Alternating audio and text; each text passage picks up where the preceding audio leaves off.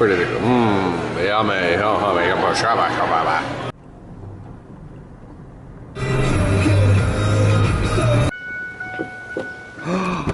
Here we are, trimming a Japanese maple. I love trimming Japanese maples. And I don't even claim to be a professional horticulturist or an arboriculturist or somebody who understands the way that those things work.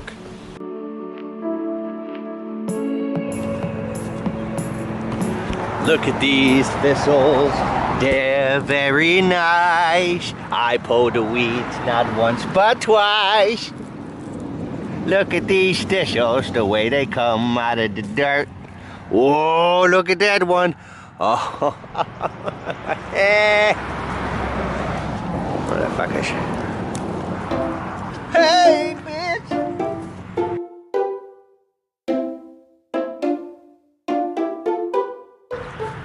Oh, look at this beautiful hydrangea. It is so very nice.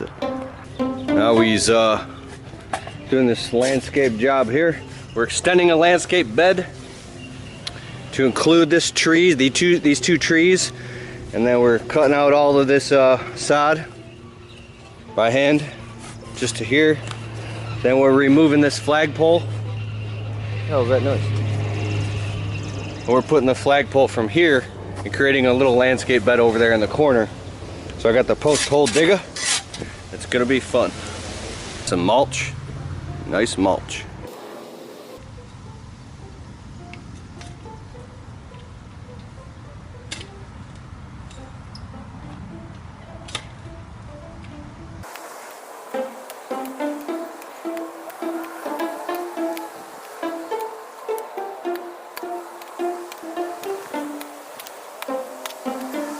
Alrighty, now the customer told me that there was pea stone in there and it shouldn't be any problem getting the flagpole out, and I'm getting on there with a post hole digger and I'm feeling concrete down there, son. I feel like I've been lied to, son.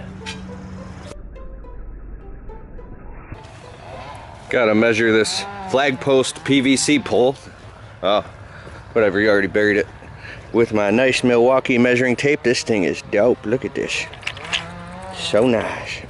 I mean, this is some good vlogging action right here. So we just finished this landscape bed right here, carved it all out because before there was a retaining wall, and now the bed goes on the outside looking all crispy. Dog look all crispy. Now we're digging this hole out so we can put this flag post in here. We want to get the hole, like, that's pretty shallow. I would say 36 inches deep.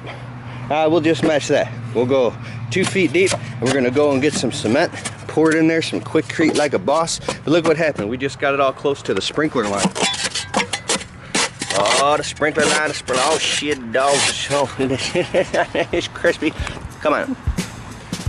It's gonna be sweet. Got this all cut out. Look at all this sand. Oh, it's so nice, nice. So nice, so nice. So nice. All right, now we're going up inside of Ace Hardware so we can get some Quikrete concrete and some PVC tubing. Why am I talking like this? I'm talking real fast. I don't know why. Oh, look at this, look at this. I was thinking about doing that. I used to get a bunch of accounts together. Here's a good idea. You could get a bunch of people to sign on for power rake and aeration, then you just go rent out the machine, then you could just go knock it out all week and make like $1,000 bucks. But it's a whole bunch of work, and raking up all the shit is a fucking big pain in the ass, and if you hit somebody's sprinkler system, that's a big pain in the ass too. So you might as well just buy the machine, but the machine costs $2,200 per machine. Okay, let's go inside of Ace Hardware. Do you know where the Quikrete is? Yeah, last time on the left. Oh, it's all the way up back up there. Dude, I've been married to my wife 5 years, and I'm getting off work right now, and she's already out, so I text her, you know, you want to meet at Boston Market? And just the way we were texting back and forth was like flirty, and I have like butterflies or goosebumps or whatever. I feel like I'm going on a hot date. Hey, what's up, Keith Kalfas? It's Keith Kalfas with the Landscaping Employee Trap. It's Saturday. I do quotes on Saturdays, and I don't feel like wearing a work shirt. But anyways, if you want to walk with me on this video, I'm going to walk around this property, and I'm going to tell you exactly how much I would charge to trim shrubs and pull weeds and to trim trees. Okay, I'm talking a little bit louder now because every time I make a video, there's always some background noise, like somebody with a backpack blower or a lawnmower. That's why I got to talk much louder. Okay, come on with me right now. Look right here. Trimming, shaping, thinning, pruning, sculpting, and elevating all these trees. That tree right there is 100 bucks. That tree right there is 85 bucks. That red tree right there is 35 bucks. So we'll call that 165 bucks. I don't know, I'm probably off. We'll just say 165 bucks. That right there is 20 bucks. That right there to pull all these weeds on all this is 85 bucks. We'll call this 250 plus that. 150 bucks to trim this tree. That's 300 bucks. Trim all these shrubs, 50 bucks. Can you hear me? Mulch covers 140 square feet at 2 inches or a Walmart parking space at 2 inches. This is the different type of mulch and regular double shredded hardwood mulch. All right. Just pulled up to the nursery all the way out here in Farmington, Michigan. Picking up some Arborvitae shrubs from this Steinkopf nursery. I've never been here, but this is far. Now I gotta find out where to go to. That's my new deal with customers. I'm like, you want plants installed, go to the nursery and tag it, pick out what you want, and I'll go get it. Keep a bag of this on the truck. Azaleas, rhododendrons. I throw them on boxwoods. So whenever you go to the nursery, take a couple extra minutes to look around at all the different names of the plants, and you learn them little by little. And then you start to sound like you know what the heck you're talking about. But I believe unless you really study horticulture and botany and arboriculture and all that stuff, I mean, you don't really ever know what you're talking about. Very, very nice. So I'm glad we bought this big ass dolly for hauling shrubs around, because we were trying to do it with a wheelbarrow and the shit ain't working. What's Famous. up? Huh? I see your YouTube. You see my YouTube videos? Yeah. He's lying. No, I Nice have. to meet you, sir. You met my brother, Jose. Jose. Jose is your brother? Oh, I gotta shut the camera off now, Dow. Oh, yeah.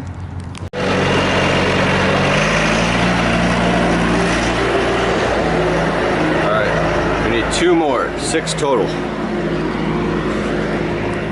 6 shrubs. Here's the holy cow. We need 6 bags of this in the truck.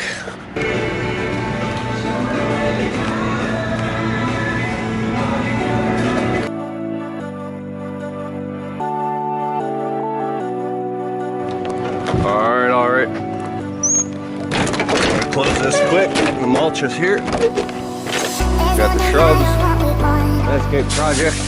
I gotta pull this truck up out of the way real quick.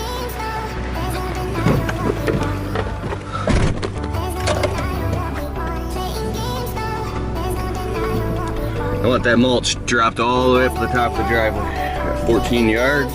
4 missed calls. 4 missed calls. That's a badass mulch truck.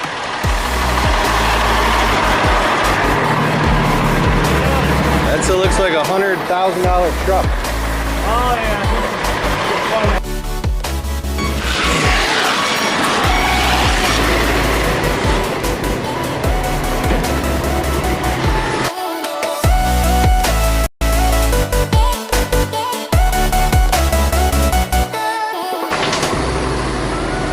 So we're building a landscape bed here, putting the shrubs in front of this hot tub, and building landscape beds on each side. Yep. What's up? It's right here. We're right here on this landscape job right now. Look at my little tiny shovel. I want to show you right now what we're doing. So we got 14 yards of mulch, and we're building landscape beds and putting it all around here like so. It's fun, eh? We're gonna put down wheat barrier fabric and pins. I put a pin every square foot, or every 12 inches, let's say. So you always need triple pins than you think you need. Now, coming on over here, we're putting out some shrubs like so. We got the Arborvitae shrubs put in the beds, and we ran into sprinkler heads. Arborvitae shrubs in the beds ran into sprinkler heads. Now look at this. We're gonna dig up all these sprinkler lines. We gotta move them to the side so we can put these shrubs in. Planting these shrubs 36 inches apart. Planting them kind of high so we can backfill them with compost. There's lots of sand in this soil, so the shrubs will drain faster. But we want to plant them up nice and high so they don't get waterlogged and die. And we're backfilling them with the holy cow compost and topsoil.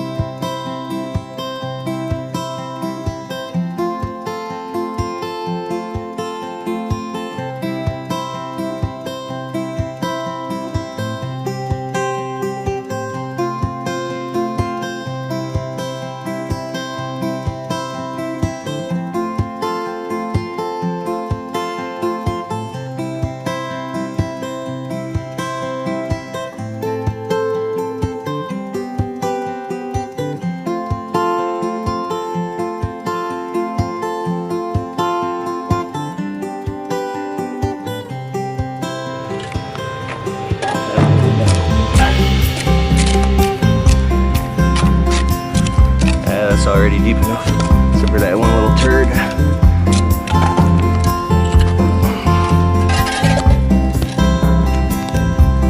Go.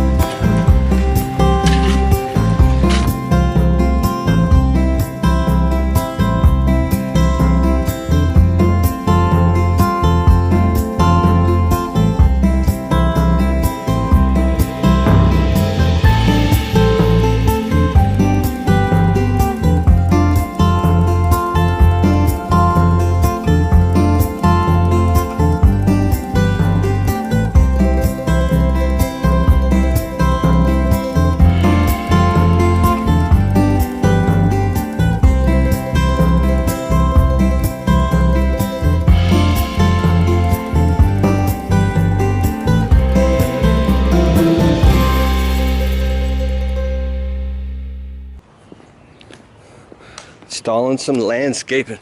What's up? It's Keith. Installing some landscaping right now. I want to share something with you in this video. This is totally vulnerable, but I got to do it. Okay, so I want to talk about the things that go on inside of your head that make you think you're absolutely crazy while you're working. And it doesn't happen constantly, but there are specific times where you polarize and you think about it really, really deeply. So here's where I'm at. There's times when you're working, I can't believe I'm saying this to like 37,000 people, but there's times when you're working and you're just fine. You're about your day, you're confident, you're moving forward, you're making money, you're paying your bills, you're moving forward in your life, and that's great. But there's these other times where, at least I specifically, I'll put the spotlight on myself, the self-defeating negative thoughts that I think make me question my own sanity. And here's kind of how it goes. I'll be right in the middle of digging with a shovel and planting shrubs in the ground, and I'm going, oh my god, why am I doing this? Why did I take on this job? I don't even want to do this for a living. I hate this. I'm in torture right now. Am I seriously about to walk off this job and just tell, no, you can't do that because that's unprofessional. And if you tell the customer that, they'd be like, dude, you should never treat somebody like that. What are you talking about? Dude, I hate doing landscape. I don't even want to grow this company. This is not what I wanted to do with my life. And why do I keep doing it? Why do I keep taking on these jobs? And then you suffer your way through the job, and then you get home, and if you express that type of energy to your woman, she's gonna be like, think you're a total flake and not trust you.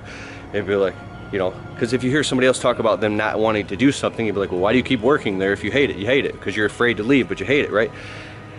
And I'm like, oh my god, this is not my life's calling. I hate this. This is torture. And in those defining moments when you feel that way, or you're polarizing in those anxious thoughts, you get right down to the second, and every single individual second feels like boom, boom, boom, boom, and you feel like you're burning in hell and torture, and every second feels like your life is just pissing by, like you're sitting there handcuffed or tied to a stake, watching your life just go down the stream, and at each second your destiny is getting farther and farther away, and you're sitting here on a fucking landscaping job putting mulch down. This is not my fucking life's purpose to fucking put mulch. No, I should grow this company. No, but that's why I gotta move forward and grow it, because they said you gotta do things you don't want to do so you can eventually get to the things that you want to do. So sometimes in life you have to do what you don't want to get to things. Yeah, that's what I gotta do. I gotta keep working hard. Yeah, I gotta put out ads and hire like a $20 an hour foreman and get him. Yeah, but the last guys I had work for me, they're like breaking my shit and smashing my trucks, and they didn't know what they were doing, and I was running around with like a chicken with my head cut off, tried to teach them while I was selling jobs, and then I come back and they messed everything up that I showed them and taught them. It's costing me money to pay them to fix it, and it was the biggest nightmare, and I don't want a big company. I don't even want to grow a landscaping company. I'm sick of being on properties, and I'm sick of selling jobs to customers. Like, I got friends that are in different industries that are literally already millionaires, and they don't do anything having to do with landscaping. I don't like the physicalness and coming home dirty. Yeah, but I do like it. Like, you know, I like working outside, and there's a freedom, and I am my own boss, and I own my own company, and like, you know, this is cool. And then you come home at night, right, and you see all this food in the fridge, and the bills are paid, and you feel good, and maybe you made $1,000 or something, and then like you keep going back and forth, sitting on the fence where you're like, you know, totally positive, totally negative, totally positive, totally negative, and your life just keeps going by, and then you start thinking like, maybe I should just go for it. Well, what is go for it? If you really define go for it is when you're just like, you know, you're just working more hours and you're expanding your business and you're on the computer more and you're doing invoices and you're selling more. And then when you're working like 100 hours a week, no, going for it is being completely present with your woman or your children or the people that you love and being fully present all the time. That's going for it. Going for it is getting a good night's sleep. And you think about all this crazy shit, right? And the true answer lies in, I was on the phone with a buddy last night, really smart guy, very successful. And he reminds me of myself because he'll get into this thing where he keeps thinking about it and talking about it. And Eckhart Tolle in the book, The Power of Now, he says, if you want more time is what you will get. It's an endless abyss if you keep thinking like that, because it keeps, like, you ever seen a Fibonacci sequence or like these crazy documentaries about, I guess I could even say like psilocybin or Terrence McKenna or magic mushrooms, or like it shows it keeps duplicating and replicating and it's like it never stops. Well, to put the end to all of it is really just like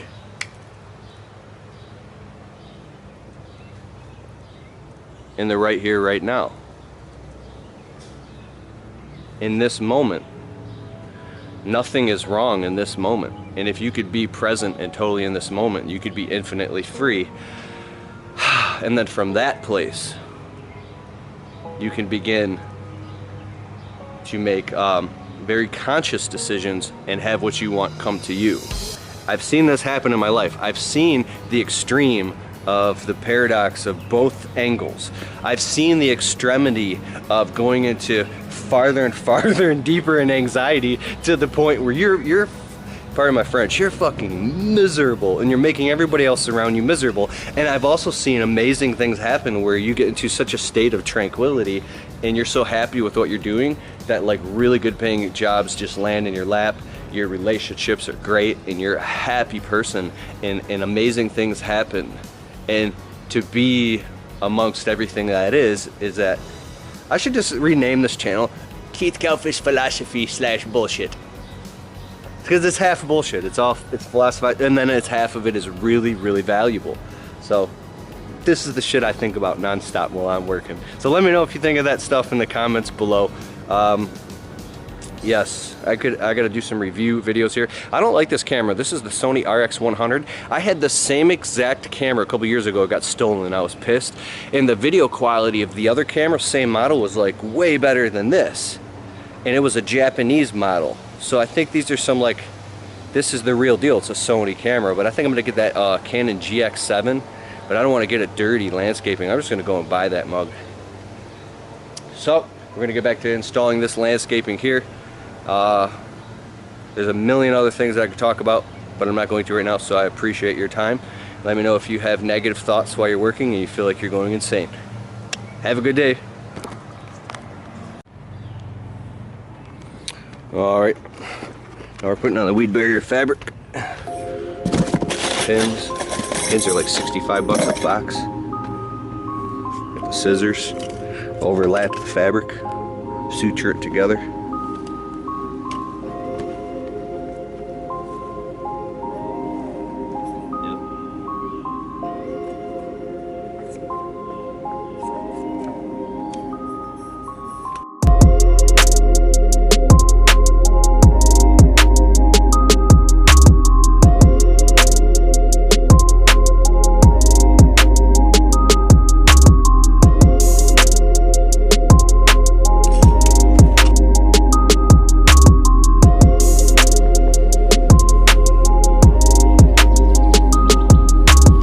Alright, so this bed is done. Got a nice deep edge on it. Arborvitae are planted. And it's been looking crispy, dog.